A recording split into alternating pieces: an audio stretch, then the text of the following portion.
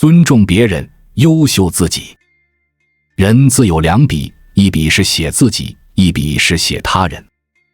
认清自己，把自己这一笔写好是修行；尊重他人，让他人写好另一笔是涵养。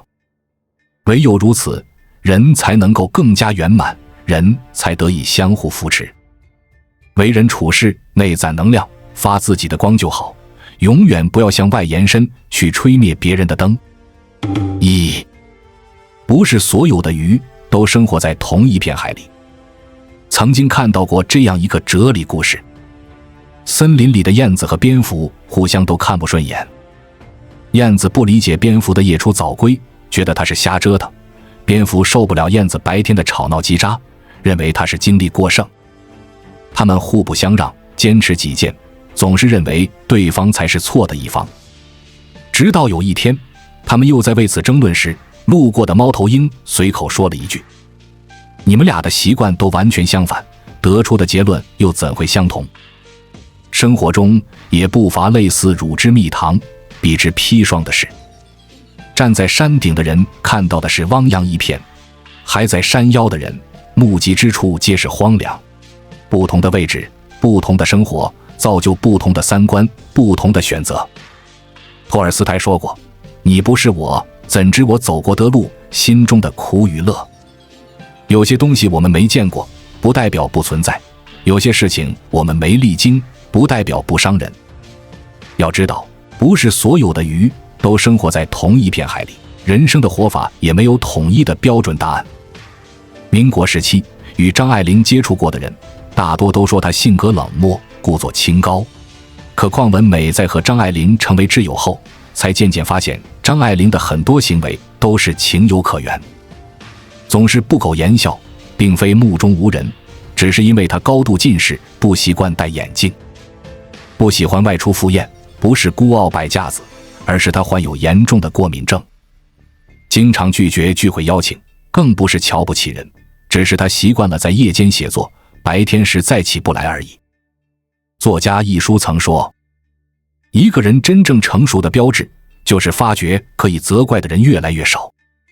理由很简单，人人都有自己的难处，而你不一定懂他们的生活。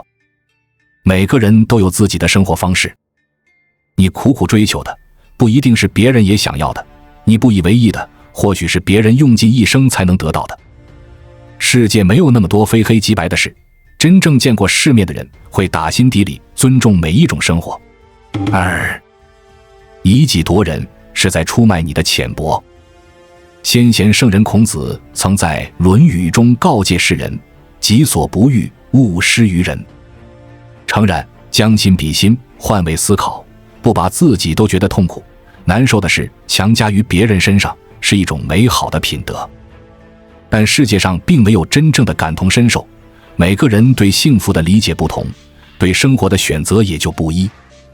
你不能要求一个拖家带口的人去恣意享乐，不能指责一个挣扎温饱的乞丐吝啬抠门。周国平说，我们应该记住，己所欲未必是人所欲，同样不可施于人。为之全貌前的以己夺人，往往发展成自以为是的偏见，暴露自己的狭隘和浅薄。著名学者张中行性格平和，一生与人为善，可他却也曾做过一次让自己后悔半个世纪的事。那时他受邀担任《世间解》的主编，在得知俞伯平的才学后，曾主动向俞伯平约过稿。对方欣然应允，很快就交出了一篇极富哲理的长文。张中行很高兴，即刻将文章发表在杂志上，也打心底里认同俞伯平的才华。可发表没过几天，俞伯平就向张中行询问稿费相关事宜。按照当时的规矩，文章发表1个月后才能发放稿费。俞伯平的做法让张中行惊讶又愤怒。一个有追求的名士，怎么会如此在意稿费这样的小事呢？张中行觉得俞伯平太过俗气，此后便断绝了与他的往来。多年后，他才偶然在一篇文章中了解到，俞伯平当时病重，已经拮据到靠夫人典当首饰来维持生活。此时俞伯平已经去世，张中行想要当面致歉都不能，只能抱憾终身。在我们进一步探索之前，我们有一个激动人心的消息要告诉大家，我们已经开通会员功能了。现在您可以加入我们的会员大家庭，享受会员专属影片和更多独家内容。别忘了关注才知道，并点击小铃铛，我们将继续揭示更多关于金钱的真相，助你迅速实现财务自由。世事纷繁复杂，有些道路的选择是身不由己，有些决定的背后是迫不得已。人生这条路由足和个组成，足是脚下路，个是自己走。个人有个人的归途，个人有个人的哀乐。生活无论好坏是别人在感受，选择无论对错是别人在承担。千万不要以己夺人，浅薄地站在自己的立场去评价别人的幸福，去踏足别人的世界。3. 人生最大的清醒，尊重别人，优秀自己。鲁迅说，我以为别人尊重我是因为我很优秀，后来才明白，别人尊重我是因为别人很优秀。高层次的人遇事多体谅，看谁都顺眼。他们会知道别人的不易，所以不计较，能看懂别人的难堪，不拆穿。这样的人内心柔软踏实，交往使人放心，既是尊重别人，也在优秀自己。苏轼向来平易近人，有遍天下。任职杭州时，他曾与当地一个名叫韩宗儒的小官有过书信往来。韩宗儒此人酷爱羊肉，可囊中羞涩，每月的俸禄只能够吃几顿。无意间，他得知名将姚林十分仰慕苏轼，便起了心思，将苏轼写过来的信件卖给姚林，换钱买羊肉吃。此事传开后，苏轼身边的好友有揶揄苏轼交友不慎的，有为苏轼打抱不平，义愤填膺的。可苏轼本人却不在意，反倒体谅他的难处。他知道韩宗儒生活清贫，也深感美食不可辜负，所以对此事格外宽容。韩宗儒再次上门向他索要回信时，他也只是幽默婉拒，寒食不可杀生，本官今日断吐。短短几字，既照顾了韩宗儒的面子，诙谐中也不失亲昵。后来苏轼被贬黄州，许多昔日好友没了音信，交情不深的韩宗儒却常常写信安慰他，给他送来温暖。孟子有言，敬人者人恒敬之，爱人者人恒爱之。尊重别人的同时，其实也是在无形中优秀着你自己。真正见过世面的人，不会对别人妄加评判，会尝试去理解每一种生活，有一颗能包容所有的心。人与人之间的长久交往，离不开相互的尊重成全。面对与自己观点有偏差的人，看到与自己认知不同的事，与其心存芥蒂排斥对方，不如求同存异，学会包容。你的理解尊重，最后成全的都会是自己。人生有2大哀叹，一叹知己难求，二叹世事无常。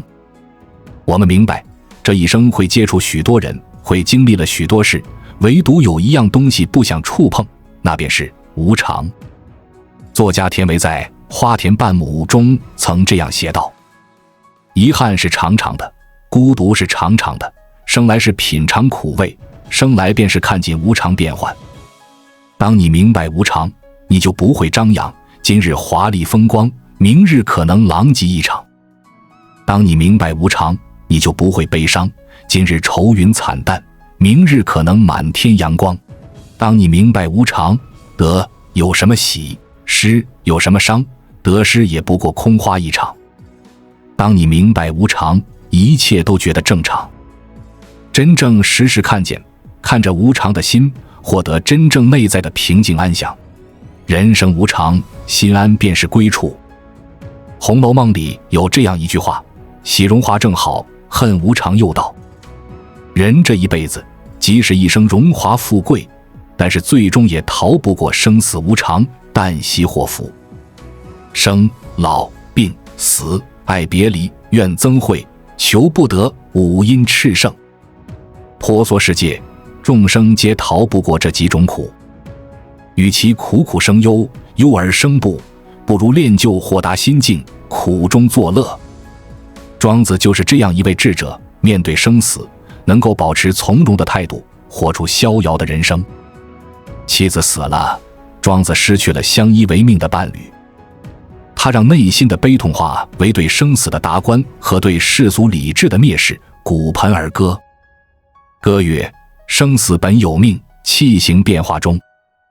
天地如巨势，歌哭作大通。后来惠施死了，庄子失去平生最好的朋友和最大的学术对手，悲从中来，在写《天下篇》的时候伤心往事，常想惠施，不知不觉为他写了500余言，作为最好的纪念。弟子们想厚葬老师，庄子倒觉得难过了。弟子们在这关键时刻并没有看破生死关，于是他说：我以天地为棺椁，以日月为陪葬的美玉，以星辰为珍珠，天地用万物来为我送行，我的葬物还不齐备吗？弟子们不觉垂泪，说：我们怕乌鸦和老鹰吃老师您的遗体。庄子笑道：天上有乌鸦和老鹰来吃，地上也有蝼蚁来吃啊，要是夺了前者的食物给后者享用，不是太偏颇了吗？庄子终于悠然而去，很有诗意。他不敬畏死，但没有随便活，一生是那样的可贵。他超越了死亡，忘却生命，精神是那样的愉快。人生本是无常，我们无法左右生死祸福，不如一切顺之自然。在这无常的世界，保持心灵的平静与安宁。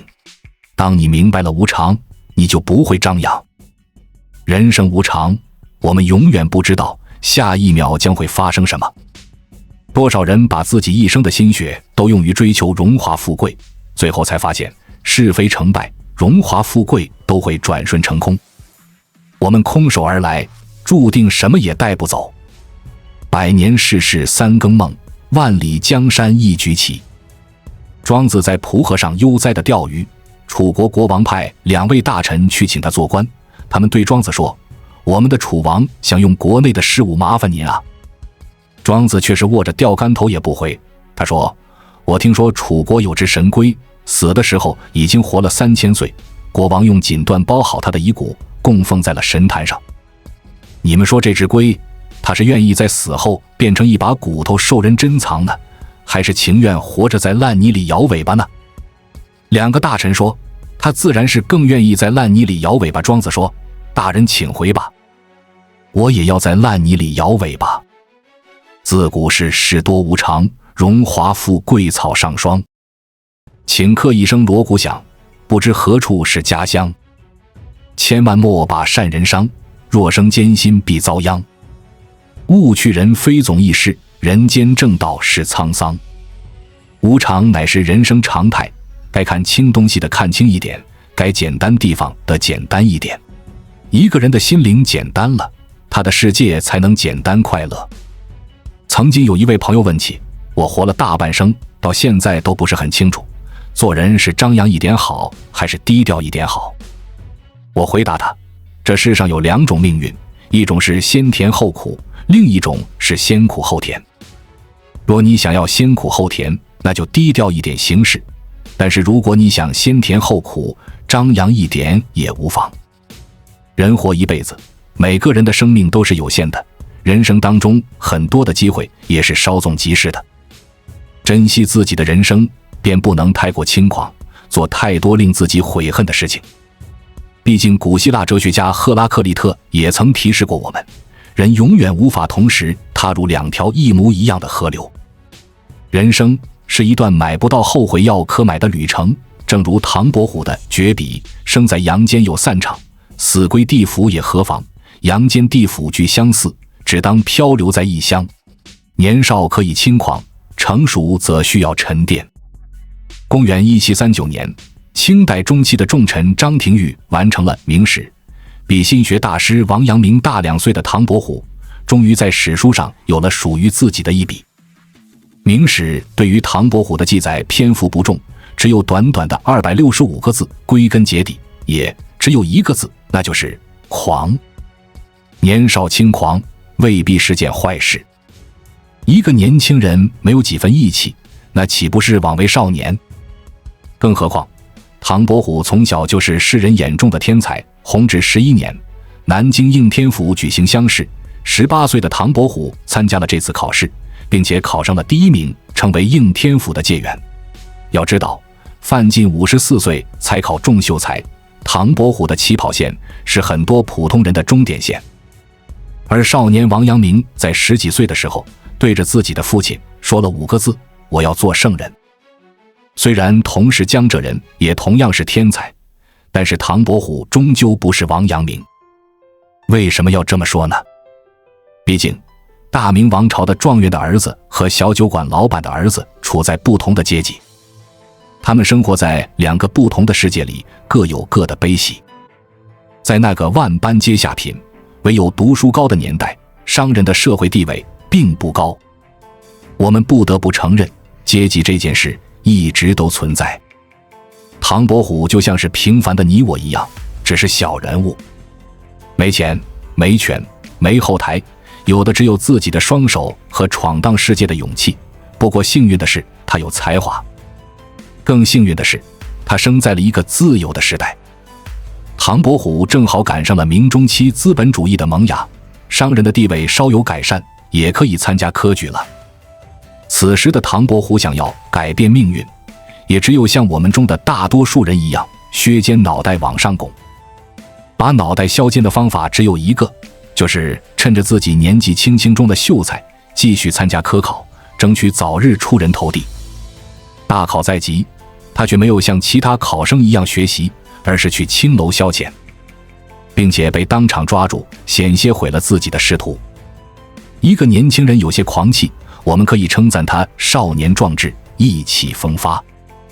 但是这种不计后果的狂妄，就是没有脑子的表现了。唐伯虎是个天才，奈何命运就是喜欢和生活顺遂的人开玩笑。25岁前，唐伯虎凭借才华顺风顺水，逍遥快活。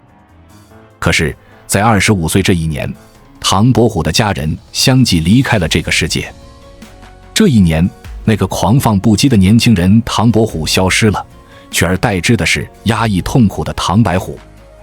伯通白，白虎是世间克星，唐伯虎伤心过度，甚至开始怀疑家人的死，全怪自己名字不好。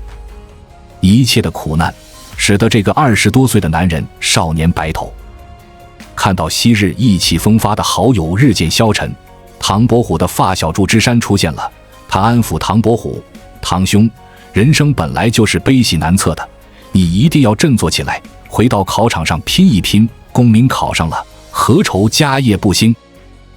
天才开始认真，普通人就输了。唐伯虎在29岁的这一年，参加应天府公试，一举取得头名解元，震惊了苏州城。狂气太盛，会让天才变成庸才。考了个解元，虽然也算是拿到了朝廷的铁饭碗，好歹生活有了保障，但是狂生唐伯虎又开始狂妄不羁，风花雪月了。如果他已经从男孩变成男人了，就应该更进一步考中进士，上演一出励志大戏。只可惜他还没有长大。有句话叫做江山易改，本性难移，说的便是唐伯虎这样的狂生。生活刚刚对他露出微笑，他就又开始狂。有些人就是这样，吃了教训也不会成熟。他的另一个好兄弟文征明给他写了一封信，劝告他：我父亲说你这个人很有才华，就是做人有点狂，恐怕一事无成，这样下去可不行。所谓的真心朋友，会在你功成名就的时候由衷的鼓掌，在你得意忘形的时候好意提醒，在你失意落魄时给你温暖。衣不如新，人不如故。可是唐伯虎不懂这个道理，他直接写了一封与文指明书，斥责对方：我生来就是如此，你看我不顺眼，那就别和我交朋友了。你以为我身边缺人吗？比如我的老朋友徐经，家里有钱，人也有才华。然而熟悉明朝历史的朋友都知道，虽然徐经有钱，但是后人也只能通过他的曾孙徐霞客记住徐经，而文征明却成了大文豪。有钱的朋友谁不喜欢？可是徐经再有钱，那也是徐经自己的。徐经会像文征明一样一门心思为你好吗？唐伯虎人生的挫折，第一次是他自己糟蹋自己的前途，第二次是天灾人祸，第三次他好了伤疤忘了疼，又开始狂了。明朝弘治时期，王阳明和唐伯虎都从老家江浙出发，北上赶考。王阳明就是当年考上了进士，而唐伯虎虽然考上了，却因为自己太狂，被剥夺了进士的身份。这就引出了明朝历史上著名的承敏正谢题案。这件事在民间还有一个称呼，那就是唐伯虎舞弊案。当年的情况是这样的，这场科举的出题官叫做承敏正，为人高傲自负，史料记载因自傲为人所及，这也是个狂人。而当年的考生除了唐伯虎，还有唐伯虎有钱的朋友徐经。本来这些人也不会有太多交集，奈何徐经硬是拉着唐伯虎，提着礼物，骑着高头大马去和主考官搞关系，给备考老师送点礼，为以后的仕途铺路，这也是很正常的思路。但是他们忘了，出题官承敏正也是个狂人。承敏正自认为很有才，于是出了一道刁钻古怪的题目。他出的问测题是从一本古书《退斋记》中摘出来的，很生僻，王阳明估计都吓了一跳。彼时唐伯虎也按耐不住自己的狂气，为了显得自己很有才，开始和别人一起押题，正好押中了《退斋记》。只是这样还无所谓，就在承敏正在改卷时，听说有一个考生的文章很好，字字珠玑，恰到好处地切中了题眼。承敏正很自信地猜测，此人必然就是唐伯虎。其实这一切也不过是巧合，更巧的是徐经也答对了这道题目。所谓无巧不成书，不久之后京城就开始流传江阴妇人徐经会金玉的尸体的绯闻。京城可是大明的首都，那是天子脚下，在皇帝眼皮底下都敢这么狂，明孝宗朱佑樘当然是大发雷霆，下令彻查。所有人都跟着倒了大霉，唐伯虎的进士就这样取消了，并且被终身禁止参加科举。如果一个人狂到连孰是孰非都分不清，即便他是个天才，那也只是个庸俗的天才。无知者最轻狂，聪明人爱低调。鬼谷子告诫我们，众口铄金，言有曲故也。自古以来，人言可谓4个字，就是聪明人处事的第一大忌。人身上最可怕的器官就是这张嘴，明明就是不真实的谣言，说的人多了，也就变成了真理。唐伯虎需要作弊吗？当然不需要。但是为什么会有舞弊的说法呢？正史记载，官场上早就有人看承敏正不顺眼了，也有人想针对唐伯虎和徐经，因为他们为人太狂，早已得罪了不少人。一个人年轻的时候再狂，始终是要面对现实的。挣扎了好多年，唐伯虎终于学会了向命运低头。易经中乾卦出的卦辞是潜龙勿用，越是有本事的人才，越要学会低调内敛，即便是真龙，在时机和自身能力不成熟的时候，你都要做一条潜龙。唯有如此，才不至于张狂生事。纵观唐伯虎的一生，他的悲剧都集中在30岁之前。而立之年以前，一个人的心智和能力都不稳定，容易毫无顾忌地横冲直撞，把自己撞得遍体鳞伤。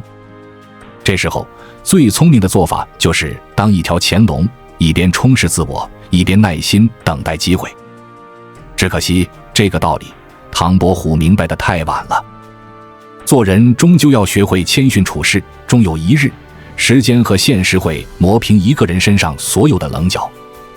真正的智者总是保持着从容的态度和清醒的头脑，进可攻，退可守，看似平淡，实则高深。正如鬼谷子所说的，以阳动者，德相生也；以阴静者，形象成也。做人低调点，要学会安静地审时度势，身居高位的时候要修身立德，建功立业；而身居低位的时候要韬光养晦，积累能力，这就是取得成功的智慧。此外，鬼谷子还补充道，欲高反下。一个人想要身居高位，反而要学会低调谨慎，甘居人下。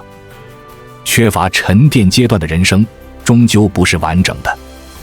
既然戒骄戒躁这么重要，那么我们该怎样做呢？这时候，我们不妨学学王阳明。你要知道，其实王阳明一生所遭遇的劫难，并不比唐伯虎少。王阳明遭受过明朝著名的酷刑廷杖和锦衣卫的追杀，也曾被贬谪到贵州龙场过苦日子，但是他总能逢凶化吉，这不是天意，而因为他一直在修行。